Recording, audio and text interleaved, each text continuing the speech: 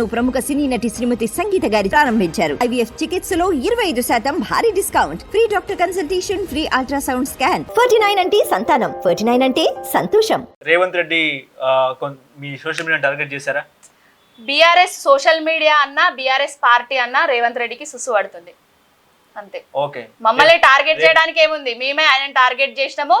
మేము ఆయన చేస్తున్న నీచ బుద్ధులను, నీచ సంస్కృతిని, నీచాతి నీచమైన పనులన్నింటినీ బయట పెడుతున్నాం కాబట్టి రేవంత్ రెడ్డికి సుసు పడుతుంది. ఓకే, ఇప్పుడు ఆర్కే పూడి గాంధీ కాంగ్రెస్ పార్టీలో చేరిన నేపథ్యంలో ఆయనతో పాటుగా 10 మంది ఎమ్మెల్యేలు కాంగ్రెస్ టచ్ లో ఉన్నట్టు ఒక చర్చ, నిజమేనా?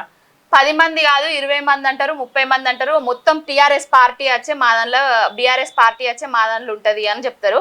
అవన్నీ అవాస్తవాలండి. ఎవరికి టచ్ లో లేరు. బీఆర్ఎస్ పార్టీని విడిచి ఎవరు వెళ్ళరు. విడిచిపోయిన వాళ్ళే ఇప్పటికీ తలకాయలు పట్టుకుంటున్నారు. మా ఎమ్మెల్యేలకు ఫోన్లు చేసే మేమే వచ్చి వేస్ట్కి వచ్చినాము, మీరు ఎవరు రాకండి అని చెప్తున్నారండి. ఓకే, తెలంగాణ రాష్ట్రంలో మరో 3 ఉప ఎన్నికలు వచ్చే అవకాశం ఉందంటారా? హైకోర్టు అనర్హత పిటిషన్ 4 వారాల్లోగా అసెంబ్లీ సెక్రటరీ పిటిషన్ ని స్పీకర్ వద్దకు ఉంచాలని చెప్పేసి హైకోర్టు ఆదేశాలు జారీ చేసింది. మీరు అనుకుంటున్నారా న్యాయం గెలిచింది? అనుకుంటున్నా. ఎందుకంటే 3 ఎమ్మెల్యేలు పోయిండ్రు, అంటే చాలా మంది పోయిండ్రు, 10 మంది దాకా పోయిండ్రు. ఈ 3 ఎమ్మెల్యేలు ఏంటంటే, ఫస్ట్ పంజాగుట్ట చౌరస్తా దగ్గర బీడీలు అమ్ముకునే మన ఎవరు దానం నాగేందర్ గారు బీడీలు అమ్ముకునేటోడు అనేసి రేవంత్ రెడ్డి అన్నాక ఈయన పోయిండు. పాపం ఆయనే పోయిన తర్వాత మా పార్టీలో ఎమ్మెల్యేగా గెలిచి ఆ పార్టీలకు పోయిండు. మళ్ళీ ఆ పార్టీలో ఎంపీగా కూడా పోటీ చేసిండు. అసలు ఏం రాజకీయాలు ఇవి? ఏం చెప్పదలుచుకుంటున్నాడు ఆయన?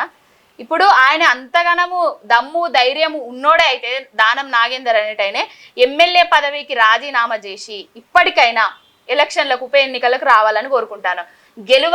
మేము గెలవలేమనేసే ఆ కోర్టుకు ఈ కోర్టుకు పోతామనేసి తొండి మాటలు మాట్లాడుతున్నారు తప్ప వాళ్ళు ఉప ఎన్నికలు రావడం ఖాయం. బీఆర్ఎస్ పార్టీ ప్రభంజనం ఖాయం. ఓకే, మీరు ఇందాక అన్నట్టు రేవంత్ రెడ్డిని తిట్టారు, బానే ఉంది. మరి వరద సమయాల్లో కేసీఆర్ ఏమో ఫామ్ హౌస్ లో ఉన్నారు, కేటీఆర్ ఏమో లండన్ లో ఉన్నారు. మరి వాళ్ళ గురించి ఏంటి పరిస్థితి? ఇప్పుడు కేసీఆర్ గారు ఫామ్ హౌస్ లో ఉన్నారా, కేటీఆర్ గారు లండన్ లో ఉన్నారా, ఇవన్నీ కాదు. అక్కడికి వరద వచ్చినప్పుడు పోయింది మా వాళ్ళు. ఎవరు? వద్దిరాజు రవిచంద్ర గారు కేసీఆర్ గారి కాదా సైనికుడు కాదా? హరీష్ రావు గారు కేసీఆర్ గారి సైనికుడు కాదా? సబితా ఇంద్రారెడ్డి గారు కేసీఆర్ సైనికురాలు కాదా? వీళ్ళందరూ పోలేదా? వీళ్ళందరూ సహాయక చర్యలు చేయాలి అనుకుంటే ఏపీలో opposition leader YS Jaganmohan Reddy వచ్చారు, బురదలో కాలు పెట్టారు, పరామర్శకు వెళ్ళారు. మరి కేసీఆర్ ఎందుకు బురదలో కాలు పెట్టలేదు అనేది ఒక చర్చ. ఏం చెప్తారు దీని మీద? ఇప్పుడు బురదలో కాలు పెడితే బురద రాజకీయాలు చేస్తున్నాడు కేసీఆర్ అనేటోళ్ళు మీరే. మళ్ళా బురదలో కాలు ఎందుకు పెట్టలేదు అని అడిగేటోళ్ళు మీరే. మళ్ళా బురదలో కాలు పెట్టాల్సింది ఎవరు? రేవంత్ రెడ్డి పెట్టాలి. ఎందుకంటే అలవి కాని హామీలు ఇచ్చి నేను ఇస్తా అది చేస్తా ఇది చేస్తా అని చెప్పిండు. బురదలో ఉన్నోళ్ళని ఎవరినన్నా కాపాడిండా? వరదలు వస్తే హెలిప్యాడ్లు బుక్ చేసి ఏమన్నా చేసిండా? ఏం చేయలేదు. ఆయన నిర్లక్ష్య ధోరణికి, ఆయన నిర్లక్ష్యానికి ఆయననే బాధ్యత మొత్తం ఖమ్మం వరదలకు. వరదలు వస్తుంటే ఇక్కడ కేసీఆర్ యాగాలు యోగాలు అని చెప్పేసి ఒక చర్చ. యాగాలు చేస్తున్నది ప్రజల రక్షణార్థము, ప్రజల సంక్షేమం కోసమే యాగాలు. కవిత కోసమా, కేటీఆర్ కోసమా? కవిత కోసము, కేటీఆర్ కోసం కాదు, తెలంగాణ కోసం, తెలంగాణ ప్రజల కోసం యాగాలు చేసిండు. ఓకే, తెలంగాణ రాష్ట్రంలో హైడ్రా ఇది ఎక్కడి దాకా వెళ్ళే అవకాశం ఉంది? అది హైడ్రా కాదు, అదో పెద్ద హైడ్రామా. హైడ్రా అనే హైప్ క్రియేట్ చేసుకొని డ్రాలన్నీ తెరిచిపెట్టుకొని ఎన్కన్వెన్షన్ ఊలబెట్టుకొని పెద్ద పెద్ద నాయకులను, బడా బాబులను బెదిరించి డ్రాలన్నీ నింపుకొని లాకర్లలో డబ్బులు పంచుకున్నారు. అది పేద ప్రజలకు వచ్చేసరికి ఏంటంటే, పేద ప్రజలకు నోటీసులు ఉండవు. శుక్రవారము, శనివారము, ఆదివారం సమయాలు చూస్తారు.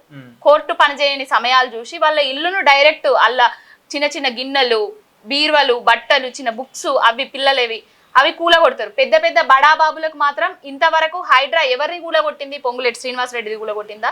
కేవీపీ రామచంద్రది కూలగొట్టిందా?